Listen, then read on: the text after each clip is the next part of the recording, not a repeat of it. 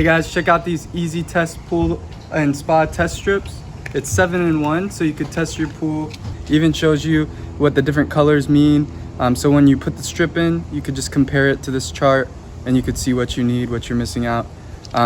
These test strips are good to do maybe twice a week or every 2 weeks.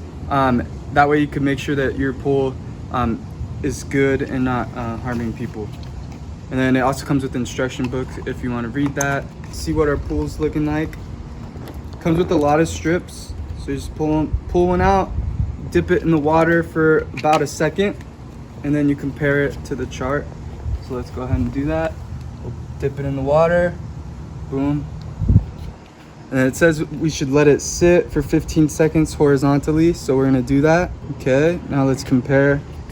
You just hold it up like this and you could see what you're looking at. So it looks like we're about in the okay range for total hardness. For free chlorine, we look to be about in the 1 range, pretty close to okay. And then bromine, we're in the okay range. It looks like we're about here.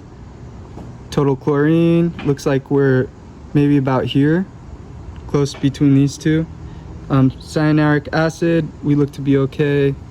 Total alkalinity, we're looking on the light side for this, so we're a little light on alkalinity. pH, we're right about in the 7.8 range, which is good. So easy to use, easy to test. You just hold it up here and then compare it to the color chart.